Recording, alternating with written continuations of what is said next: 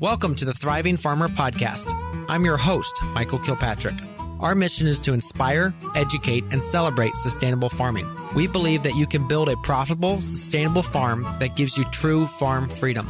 Join us as we talk to farmers, innovators, educators, and entrepreneurs to glean their top takeaways in business and life.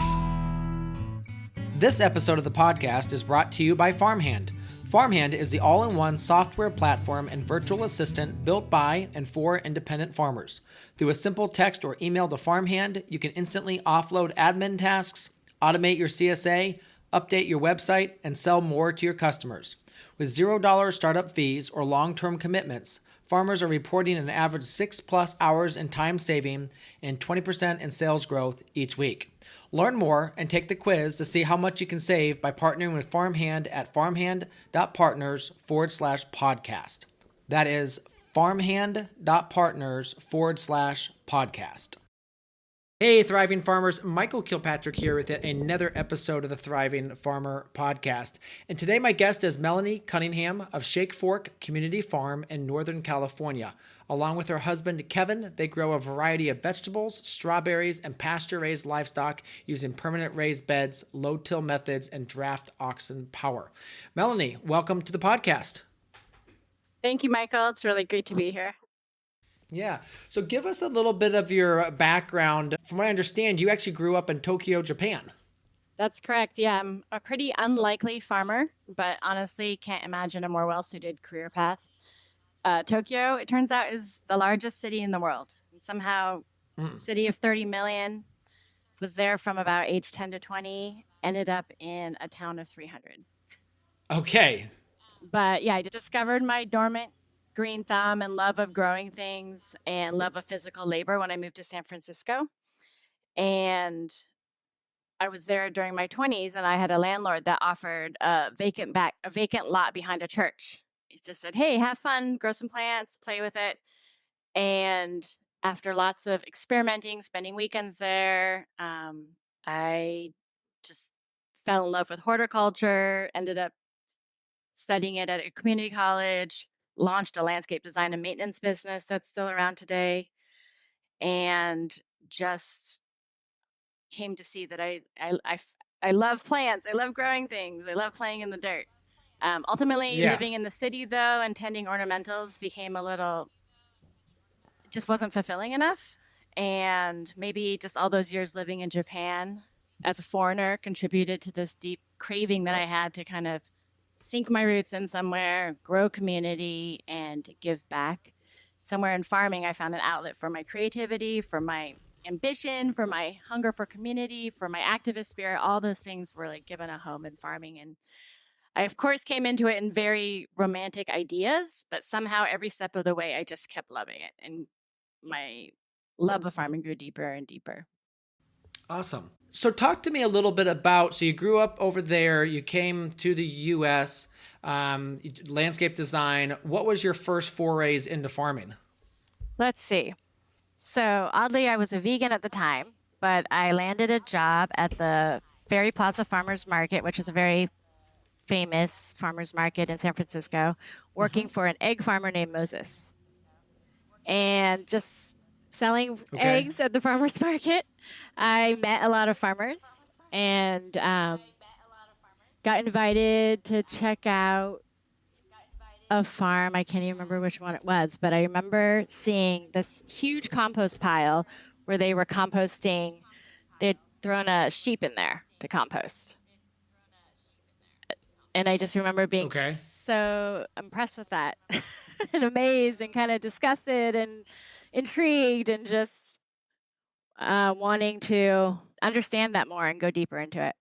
I also, while I was in San Francisco, got interested in permaculture, and so took a permaculture design course, and just all these ideas were swirling in my head. Just needed to have an outlet. When I moved up to Humboldt County, it was for the purpose of learning how to farm. That was within a week of arriving here, I was cold calling farms on our CCOF, the Certified Organic website, and had a job within a week. I don't know why they hired me, because I had zero skills, but they did. And one thing Yeah. led to another. Gotcha.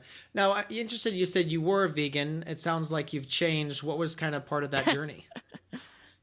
Yes, definitely changed. The change was reconnecting with my food. Mm-hmm. I wanted to be a part of the process.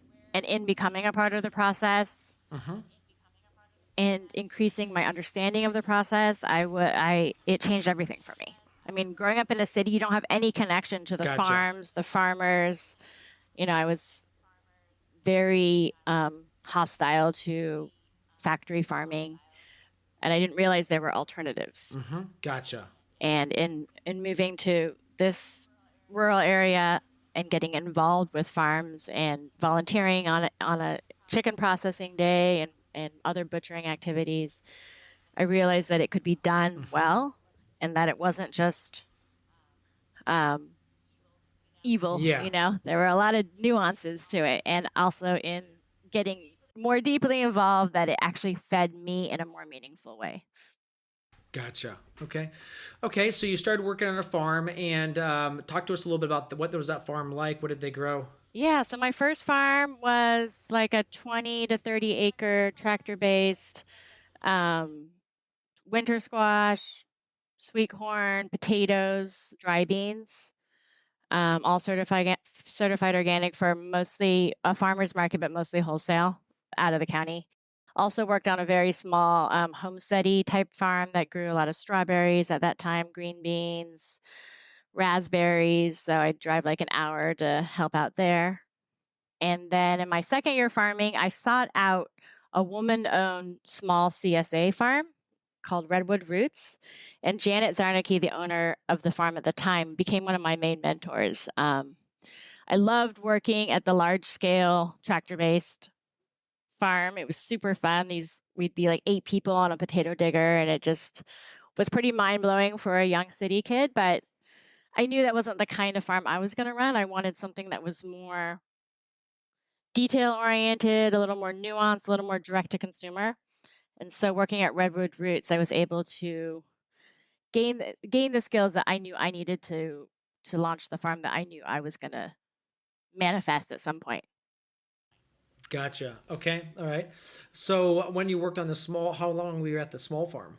Honestly, only about 3 years. I met my husband in this community. He was also a farmhand, and we launched our own farm in 2008, just pretty early into my farming career. So I wish I had worked on more farms and more places before launching this farm. I feel like that is just those experiences working for other people are what has fed and informed our early decisions on this farm and gave us a strong foundation. Gotcha. But we were lucky enough to have our own property and just get started. So let's talk a little bit about your farm. What kind of is the scale, and how do you run it? So the whole farm is 85 acres, but we have about 45 acres that we are actively farming. 6 acres of annual crops, diverse vegetables, strawberries, and that's year round with high tunnels, and another 35 acres plus of intensively holistically managed pasture. Okay. So we're even though our vegetable production is only 5 acres of our 85, it does account for 60% of our gross sales. But we find that the pasture-based part of our operation is the most sustainable and truly regenerative part of what we do. Okay. And we do a little bit of all kinds of things, and that's part of our, I guess, part of our brand as well. Mm-hmm. Okay, so you said it's the most sustainable. Is that because of the regenerative aspect of grazing, or? Yeah, the grazing, the grass, the way the different animal species work together, the low labor inputs, the improvements, the visible improvements to the land, the way that we're able to produce more every year without increasing inputs.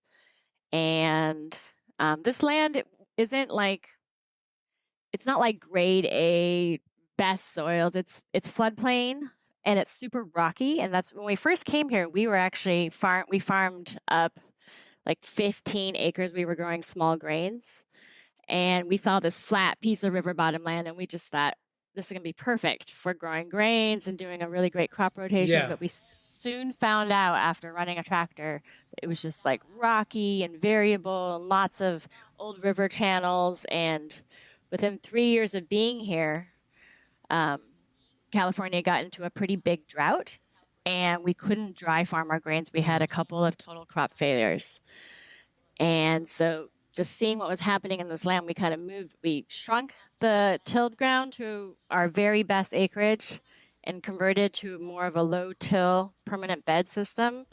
Took the tractor out of the garden and started developing our oxen power, and then focused more on permanent perennial pastures running more animals. Okay.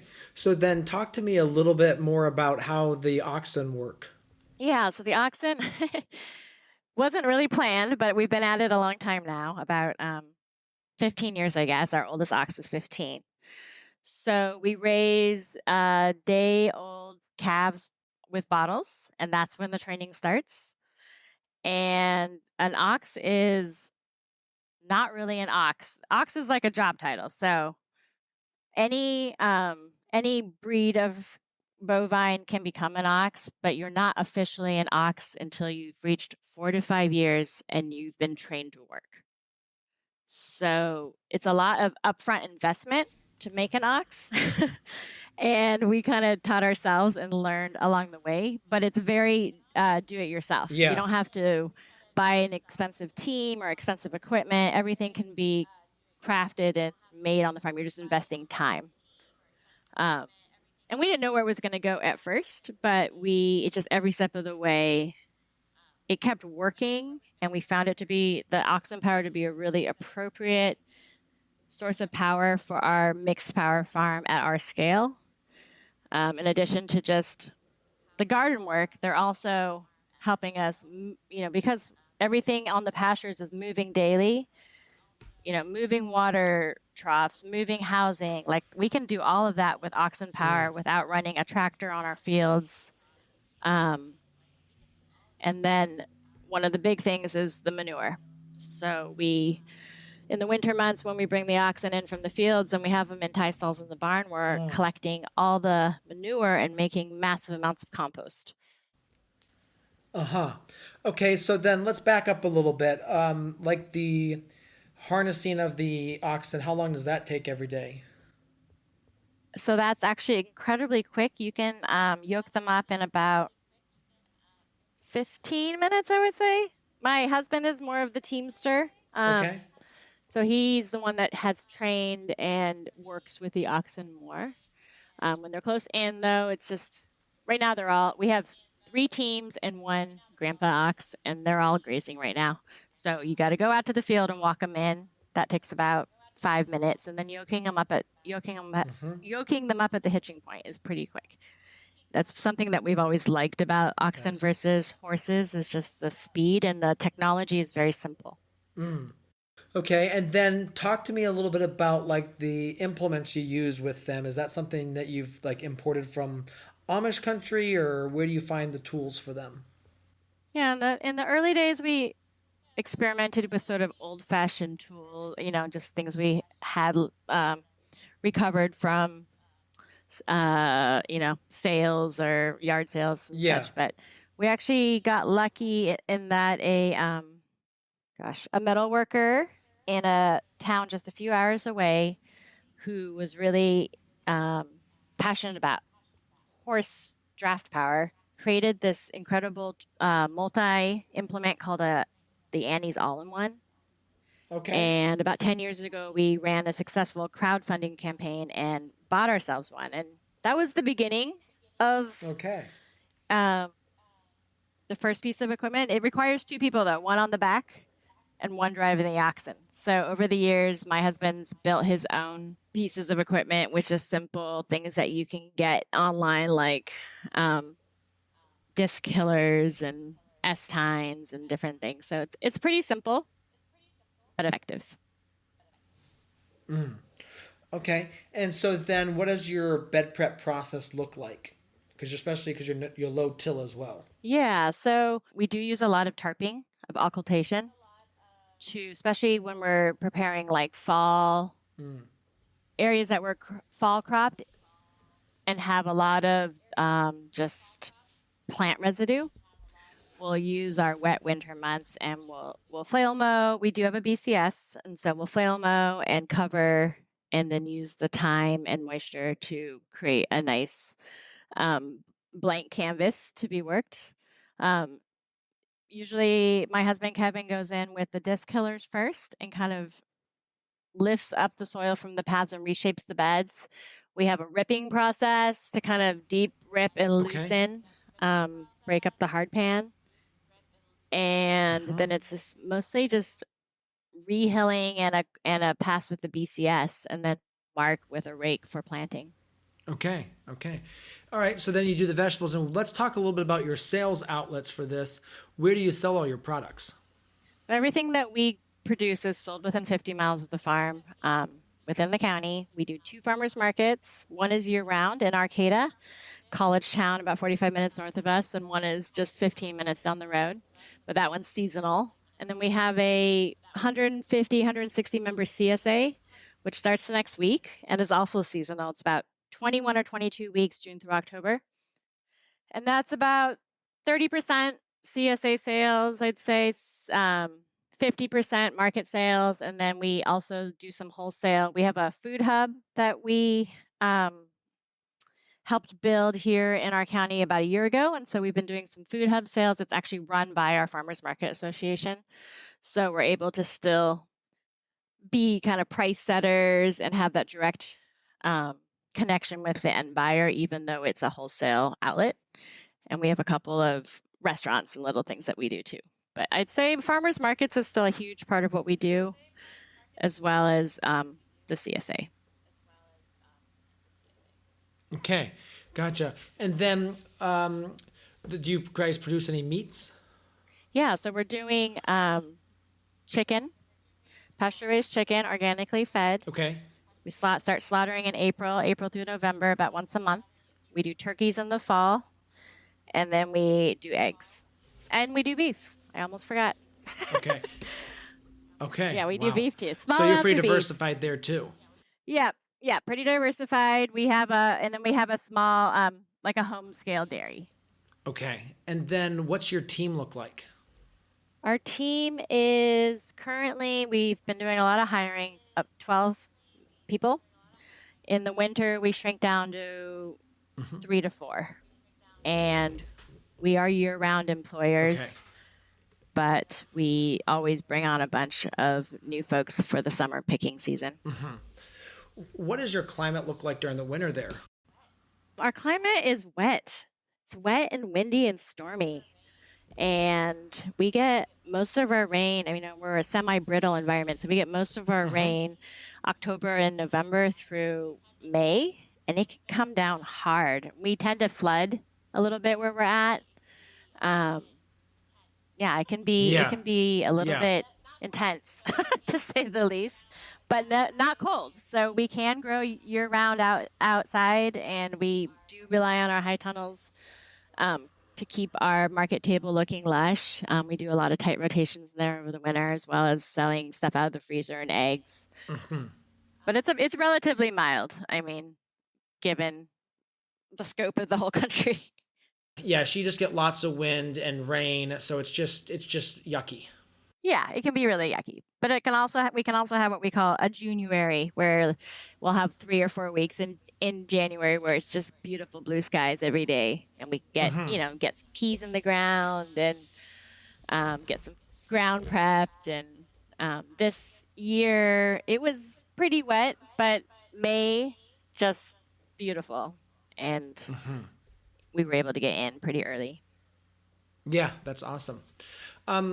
Talk to me through like your rotation on the farm. Do you keep like your vegetable in the same spot every year, or does that rotate with some of your pasture? I know you said you had varying areas of fertility and just I guess adaptableness to tillage.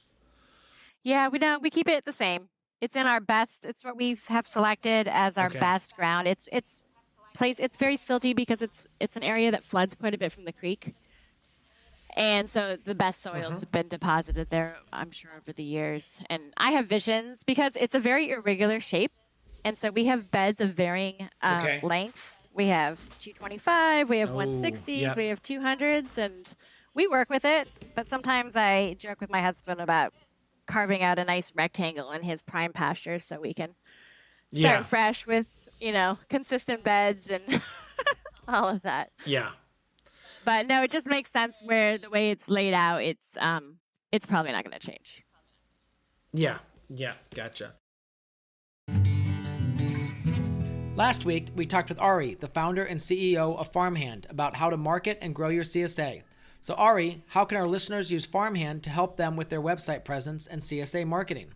So the website's pretty foundational, and what I've seen is a lot of people have old websites that leave you to ask, is this farm in business or are they serving my local community? So foundationally, you want that refreshed website. We can do it for you and it will look amazing and your customers will love it. Then a second is that assuming you even have that website up and it's working well for you, there's definitely challenges for customers to actually see what you want them to see. And that's because a lot of customers, 50% of web traffic now, is coming from mobile phones. And so a lot of times when farmers are setting up websites, they're creating it on their computer, they're publishing it, and they forget to look at what it looks like on a mobile phone. And sometimes it doesn't look how you expected it, and they can't actually navigate to the things you're expecting. So keep in mind that 50% of web traffic is coming from mobile phones. Our websites are mobile compatible and optimized for that. And also keep in mind that most people who come to your website are only there for 12 seconds. It's very, very short. It can be even shorter than that. So you need to communicate what you want right away. You need to have a goal for what you want them to do right away. And so that goes into the design of the website to make sure that it's achieving that goal and getting you from landing on the website to joining the CSA or joining the email newsletter, whatever that goal may be. And then the third is your website shows up time to time in different places, whether it's Google search or Google Maps or wherever else it may be. And so the under the hood elements of what's in your website makes a big difference. And I'm talking about the meta tags that feed into SEO, as well as you talking about the products you serve, the locations you serve, and those details tend to improve your ranking when people are trying to find you across these different avenues. And having a Google business profile alongside it makes a big, big difference. And that's, again, something that we provide entirely for our customers. When it comes to buying a truck, you don't look for parts to build it yourself, and you definitely don't want to do the same with your website and your farm management. You want something that's ready to ride, and so you don't need to settle for parts when it comes to your farm management. You can have an all-in-one system like Farmhand that's a simple text or email away. Visit farmhand.partners/podcast to learn more. That's farmhand.partners/podcast. So with your marketing, where do you market your products? Down into the city or? No, it's everything is in county, and it's I think farmers market. Okay. I mean, we've always been a CSA, so even in the beginning, when we were just growing small grains, we had 70 members invest in us before we'd even harvested our first grain crop. But over the years, Okay. we've kept that CSA, and I still see it as sort of we're not doing grains anymore, but we're doing the veggie strawberry thing. It's still like the heart of what we do. I feel like these are our core supporters, and as I age and think about my retirement plan, I envision trying to get more people to, maybe just focusing more in on CSA and having people come to the farm to pick up and transitioning out of farmers market.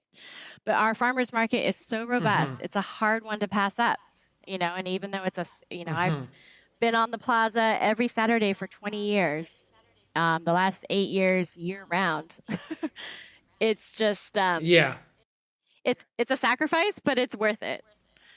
So it's just, we're lucky to have it. Yeah. No, a good farmer's market is a lot of fun. We spent my first decade farming doing, 3 to 4 farmers markets a week. And so with our current business, we're a farm store. And so all the customers come to us. Now, thankfully, we're in a location that allows that. But if we were way more remote, it may be way more challenging. Yeah, I think we are. Our first year, we tried to get people to pick up their shares on the farm. And maybe year 1, 2, 3, we were able to, but Hmm. it was a limit on growth. So when we wanted to move up to like 60 and 100 CSA members, we had to pack boxes Yeah. and deliver. Yeah. They just weren't going to come out. How far are you from most of your customers, even though you're in county? 10 miles. So Okay. not So it's really super not far. that far. But No, it's not bad at all. no, yeah. Talk to me about your marketing then. So, like, what software do you use to manage your CSA? Yeah, well, that's this year we're actually trying something new, and I've become started working with a new company called Farmhand. Okay. So for before that, it was just me and spreadsheets and Mm-hmm. lots of details to manage. But I'm excited. This is our first season, and we just started in March. So they built us a new website Mm-hmm. and have been really great to work with so far. Very responsive, and it's been an interesting journey for me because I really value the direct contact with all of my members Mm. and knowing them and that process of like entering their data Yeah. and receiving their checks helps me kind of build a personality around these names. But I simply just do not have the time anymore, Yeah. and I'm excited to delegate and automate. And so far, I think that it's working. This is actually the first season where this is usually the time because we launch next week Yeah. where I start getting, even though I send out a weekly email, I start getting like questions.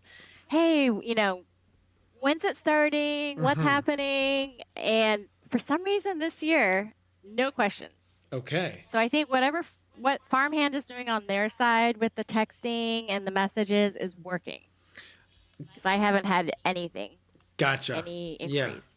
Well, that's good, I guess. What would you say? You do strawberries? Yeah, I'm like it's no good, no news, good news, or that's always the question. Time will tell. It's still pretty new in the process, but Yeah, yeah, we'll see. yeah. You guys do a lot of strawberries, right? Yeah, oddly, strawberries are a big thing for us. Okay, so talk me through a little bit of kind of like how your process works. We do a lot of strawberries here, but I know doing them out on the West Coast is a little different. So I just want to kind of hear your process. Okay, so yeah, we plant so in the fall. Well, usually end of October, early November. Okay. We bed prep with heavy compost, minerals, and we tarp with like landscaping fabric, poly Mm-hmm. fiber, and we burn holes, and then we plant bare root plants. We do about 8 bed block, so around 3,000 plants. So we're Mm-hmm. planting, and we keep our plants for up to 2 years. Actually, we kept one patch for 3 years once, and that worked out okay. Okay. And um, yeah, they start producing in mid-May usually, unless we get a lot of late rain. But this year, like last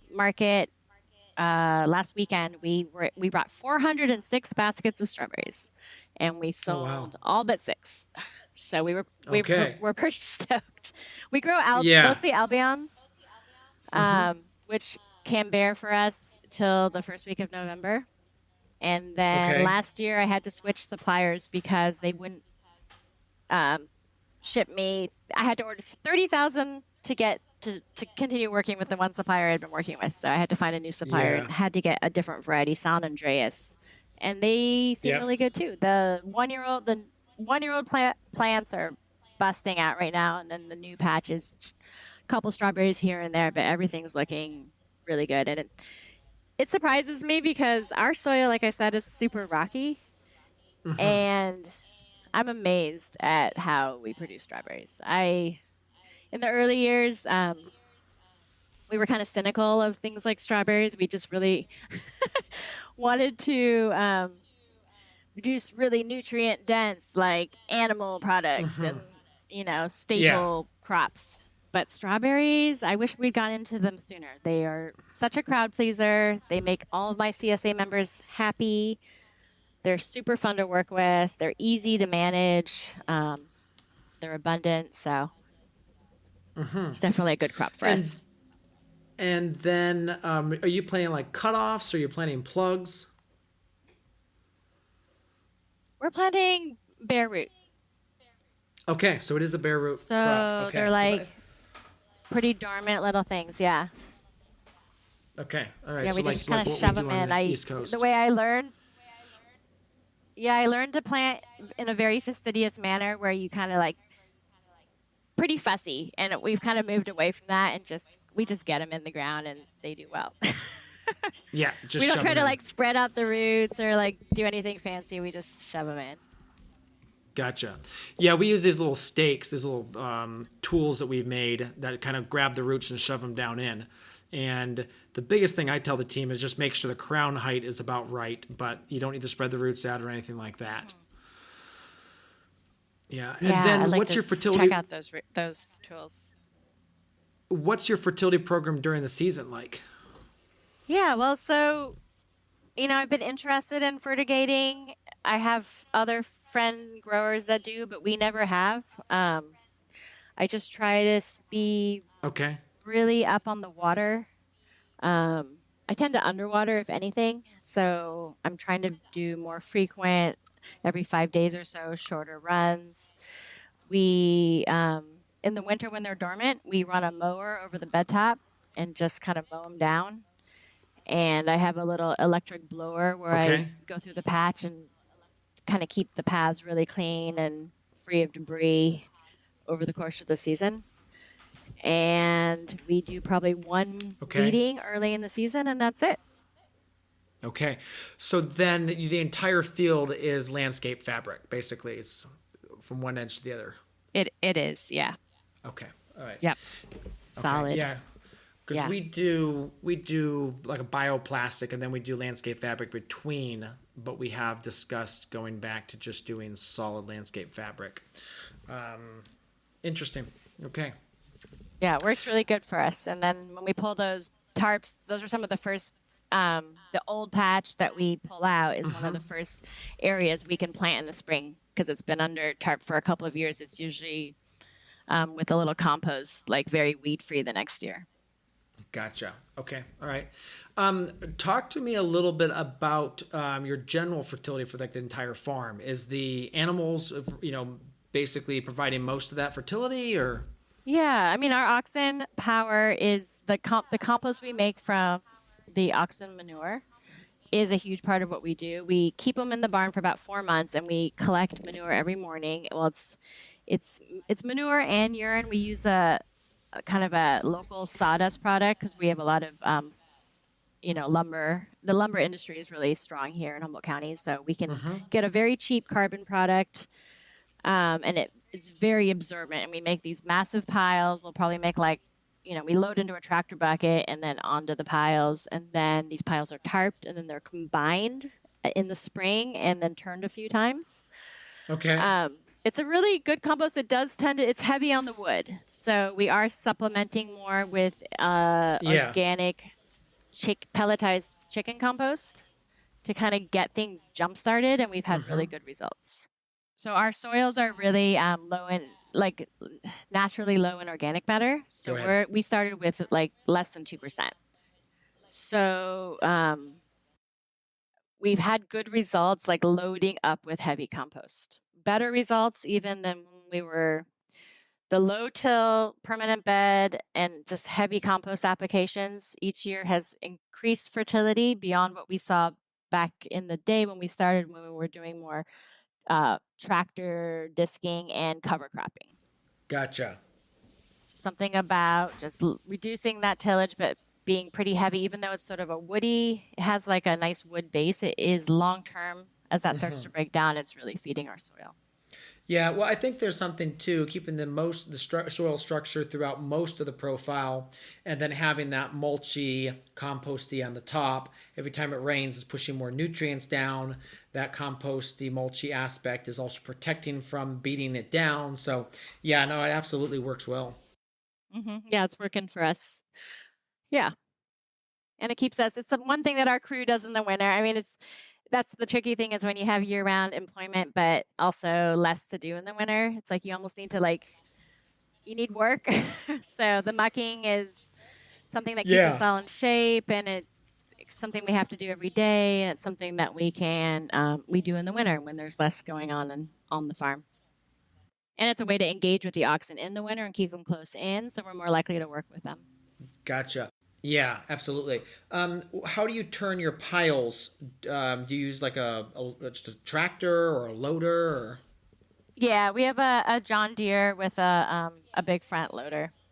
And it's actually one of the main things that we use it for because we're not Okay. using it in the garden, but we use it. The two things we use it for are mixing compost and offloading 1-ton totes of chicken feed that gets delivered. Yes. Yeah. Oxen, we haven't figured out how to do that with oxen. So yeah, super valuable. Yes. I think yes. I'm really addicted to my front end loader. Super valuable. What kind of advice would you give to brand new farmers, someone who's just getting started? Yes. Yeah.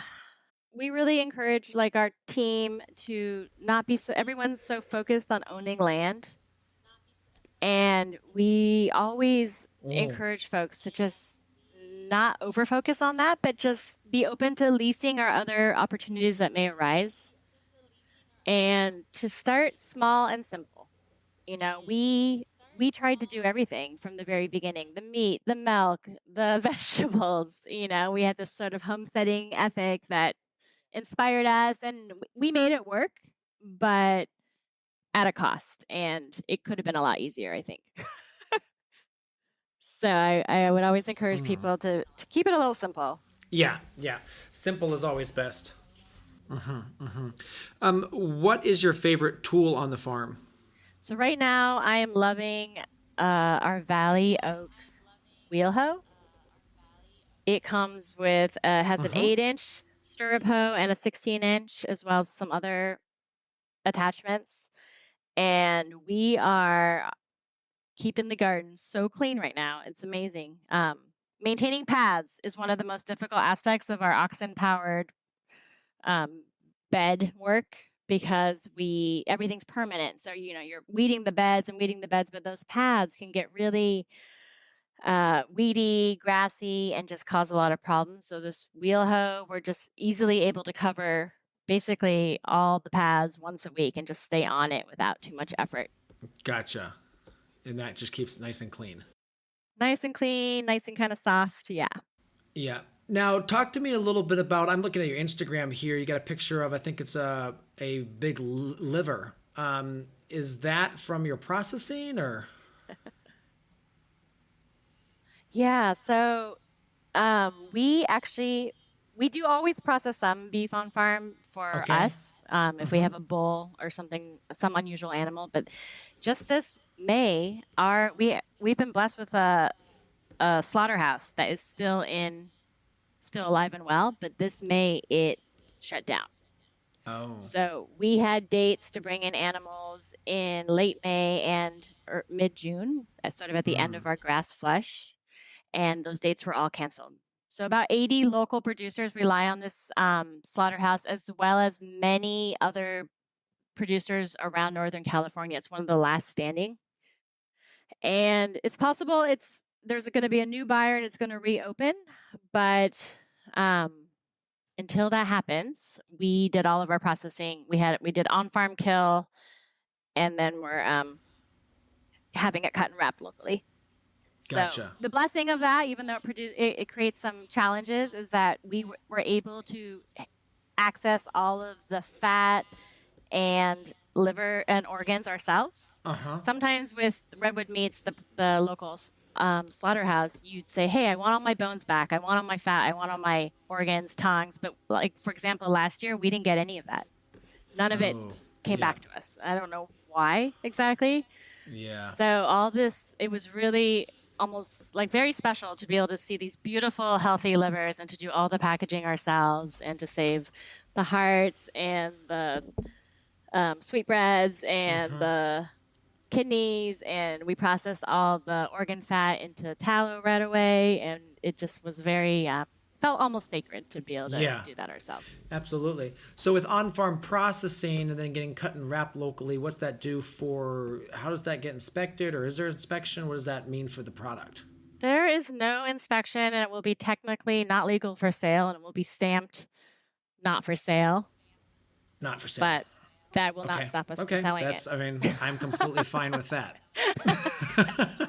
But we won't be able to sell it at market. Hey, we will not bring beef to farmers market, but that's where the CSA comes into role. When our email list, I mean, we won't have any problem selling it, but yeah. Yeah.